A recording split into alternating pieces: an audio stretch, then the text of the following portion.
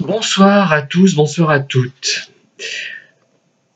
Je vais donc vous parler des derniers livres que j'ai lus, mais je ne ferai pas de critique, comme vous le savez, puisque je ne suis pas suffisamment cultivé pour me permettre de faire de vraies critiques. Beaucoup croient naïvement qu'ils font des critiques, qu'ils produisent des critiques, mais en réalité, ce sont des avis qui souvent, malheureusement, correspondent au plaisir plus ou moins grand qu'ils ont pris à lire un livre. Ce n'est pas ça une critique, hein. Je le redis, on peut très bien ne pas apprécier un livre, mais reconnaître ses qualités indéniables. Je prends souvent et toujours, il faudrait que j'en change, l'exemple des Mémoires d'Adrien de Marguerite Yourcenar, qui est un livre remarquable, mais qui, moi, ne me plaît pas. Pourquoi? Parce que le héros ne m'est pas sympathique. Donc, lecture qualité, je mettrai 5 étoiles, et lecture plaisir, je mettrai 1 ou 2 étoiles, peut-être 2 quand même, hein. Vous voyez?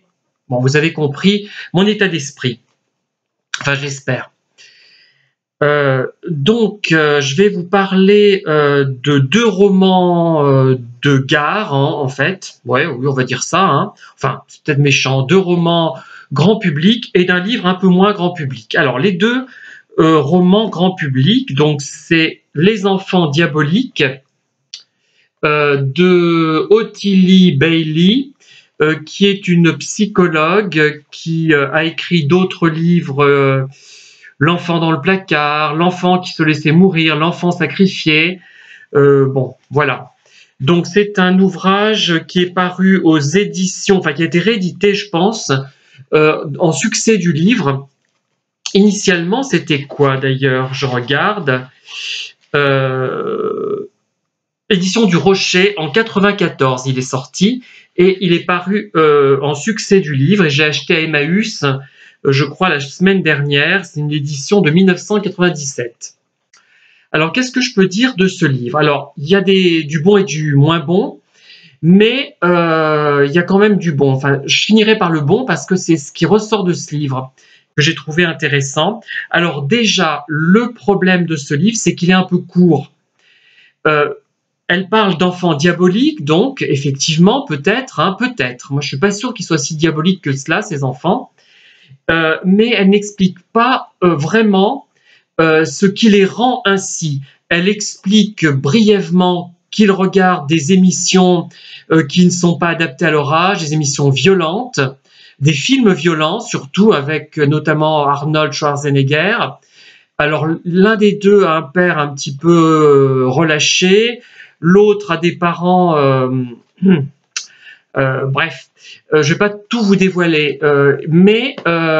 donc ces enfants se conduisent très très mal, puisqu'on les appelle enfants diaboliques, mais en fait, le problème ne vient pas d'eux, à mon avis, mais d'un personnage qui est décrit, qui est dans le livre évidemment, hein. Je ne peux pas vous lire lequel, sinon vous n'aurez plus envie de le lire. Et c'est lui qui est l'élément déclencheur du problème au fond. Ce n'est pas la naissance d'un deuxième enfant qui, qui pose problème au premier enfant. Si, effectivement, il y a ça, il y a ce problème-là, hein. Un enfant de 8 ans qui voit naître un petit frère et qui le vit mal parce qu'il croit que sa mère ne s'intéresse plus à lui. Mais le problème ne vient pas de là. Le drame est provoqué par autre chose, à mon avis. Même si ça n'excuse pas tout, bien évidemment. Alors, le problème de ce livre aussi, donc, il n'y a pas assez d'explications, d'éléments qui viennent expliciter les raisons de cette, entre guillemets, monstruosité.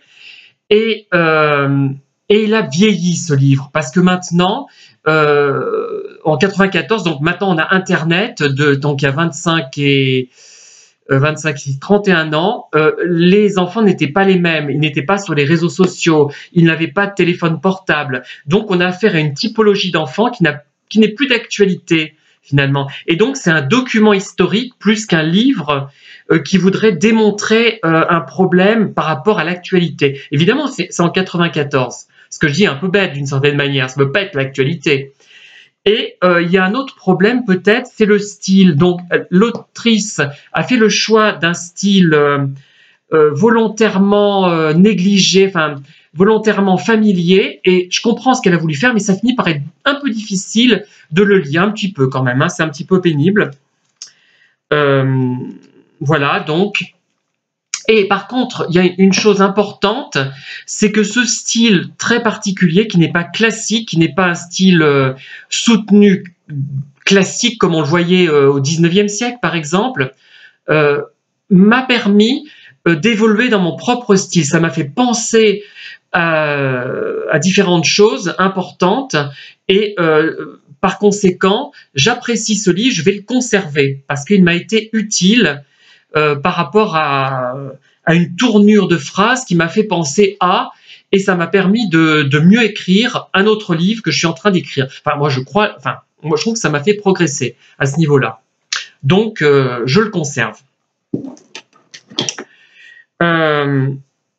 Alors, j'ai lu également un livre de la Bibliothèque Verte, et oui, vous savez que j'en lis toujours, hein, je lis des Fantomètres, je lis des Alice, etc. Et j'ai relu donc Alice et les marionnettes. Je l'avais acheté d'ailleurs quand j'étais en 4e. Je te rendais compte, je lisais encore ça en 4e. Pourquoi pas, remarquer, hein. Mais c'était peut-être un peu...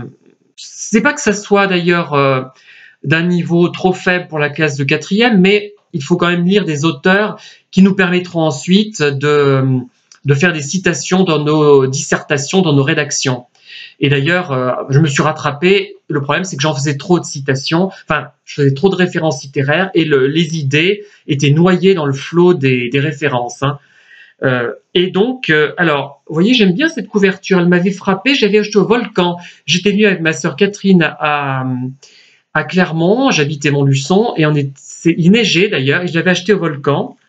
J'étais content de l'avoir trouvé. Bon, voilà.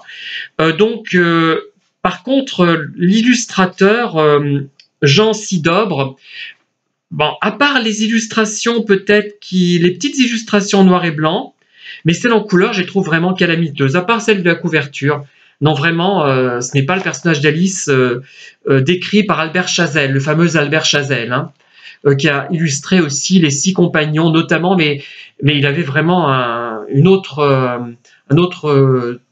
coup de pinceau, je ne sais pas comment on peut dire, un autre coup de crayon que ce monsieur, comment il s'appelle d'ailleurs, j'ai déjà oublié son nom, Jean Sidobre.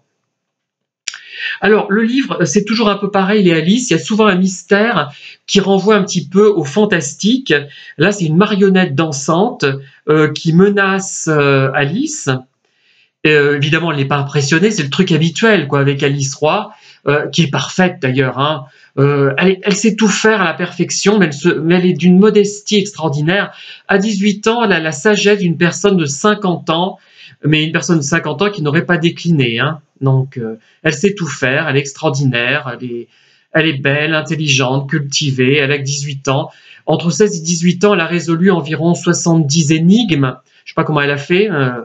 C'est ça le problème de ces séries, hein. Ça me gêne beaucoup, ça me gênait quand j'étais gamin et ça me gêne encore actuellement. Moi, ça va pas, des choses qui ne vont pas. Il faut faire vieillir les personnages, à mon avis. Ou alors, je sais pas. Bon. Alors donc, c'est toujours la même méthode. Donc, la solution, il y a... ouais, c'est pas mal fait. C'est ficelé correctement, je dirais, c'est bien ficelé.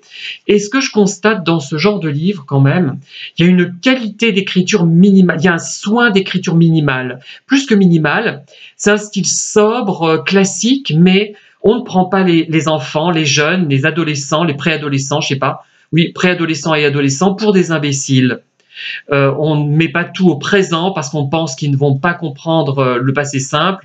Et là, il y a un respect du lecteur, hein. C'est un livre qui est paru aux États-Unis en 1962 et en France en 1980.